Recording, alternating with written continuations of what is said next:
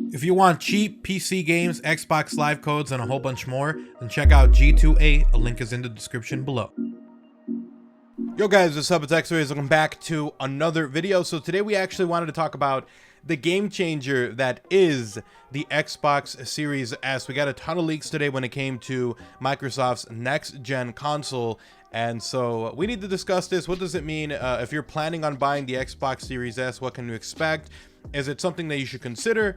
Let's talk about it. If you enjoyed the video, drop a like. It's super appreciated. If you're new, make sure you do subscribe with notifications on. And if you want to support the channel directly, you can do so by checking out my channel memberships or by checking out my sponsors, G2A for some cheap PC games, Xbox Live codes, and more. And the Trophy and Scuff, I use them every day when I'm playing. Also, guys, I am streaming over on twitch.tv/TheOGXRAYZ. I'm trying to do it every Monday through Friday from 3 p.m. to 5 p.m. So check me out over there if you guys want to. But with that said, let's jump into this information. So first of all, let's talk about this article.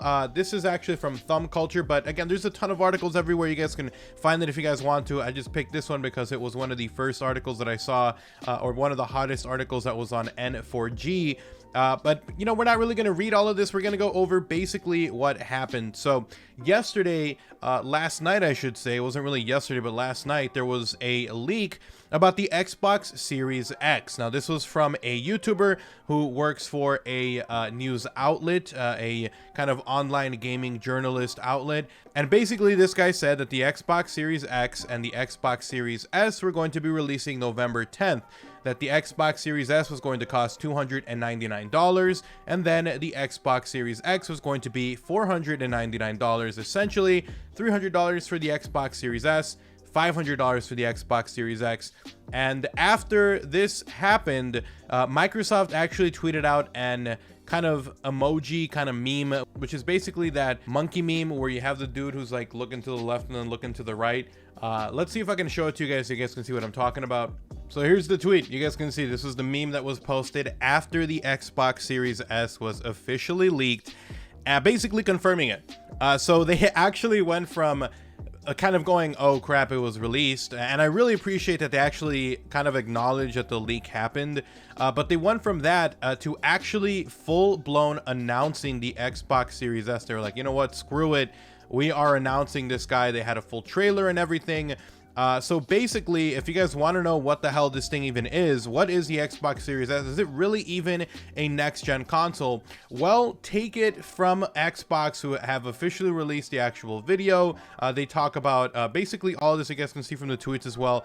But basically, it is a next-gen console. It's going to cost only $299. Now, basically, this is going to be a downscaled version of the Xbox Series X. What this means is, think of a computer, a really good computer that has a really good CPU, that has a really good SSD. In this case, it's all optimized, like special optimized SSDs.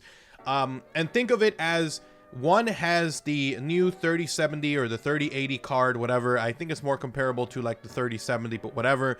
Let's just pretend like one has the 3070 and the other one maybe has like a 2060 Super. Basically, what's going on here is you have the same rig, the same everything else, except the graphics card or the graphical capability is slightly less. So what this means is it's going to be running pretty much all of your next gen games, and I would say all of them at this point, because if they're promoting this next gen experience, then if some of these games hang or have issues, then people are going to be mad. But at least for now, it seems that this Xbox Series S, this more cheaper, a more like compact version, smaller version, will run all of the Xbox Series X games at an entry level of only $300.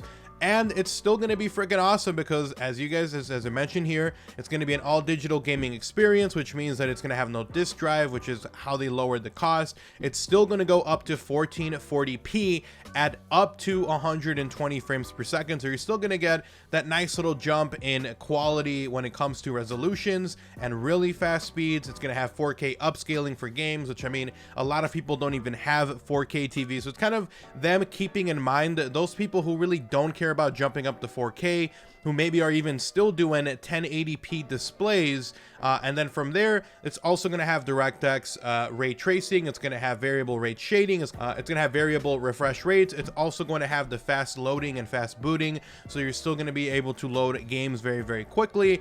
So basically everything that you would want from the Xbox Series X, but in a more cheaper compact version. And they mention even more, and as a custom 512 gigabyte SSD, that I would upgrade immediately. That feels like that's a little small, a little too small, but whatever. But it's powered by Xbox Velocity architecture, fast load times, steadier frame rates, quick resume on multiple games. So the same really awesome features that are on the Series X it's going to have, and then ultra low latency. So who is this geared toward? If you're someone who doesn't care about higher resolution, if you don't have a 4K TV, a 4K monitor, if you don't have really any need for those higher end quality when it comes to resolution, it's still going to be the same looking game basically in terms of the quality of the games. Think of it like, you know, if you are using an emulator or something, it would still be the same graphics in terms of what the models look like, but the actual clearness of them and how easy they are to see would be way nicer on the Series X. But again, if you don't have a 4K TV, if you only have like a 1080p one, then this is the perfect entry level device for you. And this kind of throws a wrench into the whole situation for Sony. Now the question is, how will Sony respond to this? Because Sony does have its own two models. It has just the regular PlayStation 5, and then it has the digital version of it. A lot of people are hearing rumors that the digital version would be like $100 cheaper. So we'll have to wait and see, but this could throw a wrench into their plans because there was rumors that Xbox and Sony were kind of waiting for the other person to release its price so that they could decide theirs. So if the Xbox Series X, which is on paper, and this is only on paper, okay, because there's a lot of things that go into it, but teraflops and everything, because I mean the Xbox Series S is only about 4 teraflops, which is 2 less teraflops than the Xbox One X, which is crazy, but it's going to be way better because it's better optimized, because it's using more recent architecture and more recent technology. So that means that even though it's less teraflops, and this is just like the 3070, technically it does not produce as much teraflops, or doesn't have as much teraflops as the 2080 Ti graphics card, but it's still going to quote unquote outperform the 2080 Ti at less teraflops. So that's actually the craziest part. The Xbox Series S, less teraflops than the Xbox One X, and it's going to outperform it. So that's actually kind of insane. But again, you're going to have a device now that's $300. It's going to eat into that PlayStation market, because I think a lot of people are going to want the Xbox Series S. I honestly do. It's going to be running next-gen console games. It's going to be running them at still like all of those other awesome things that the Series X has, but at a lower resolution. To me, that's amazing. That's like, that makes it so the barrier to entry to next gen is that much easier for people. And on top of that, there's also talk of them having like their own, and I think this is, I don't know 100% on this, but like a payment plan type system with Xbox All Access. So you might actually be able to buy this for like $25 a month for 2 years, like if you were buying a phone, or for $34 if you were buying the Series X. And again, the rumor did mention the Series X also coming out on the 10th, also for $499. So let me know which one you guys are getting. Are you more excited for the Xbox Series S or for the Series X? And if you had to choose, or if you weren't able to maybe purchase a next-gen console because of price, does this $300 price point for the Series S mean that you might be able to think about maybe getting this if you maybe didn't have all of the money right away? Or would you still save up your money and just get the Series X? Let me know in the comment section below. But how will this affect Sony? That's the big question. This is what I tweeted out yesterday when I mentioned this leak in particular in a tweet.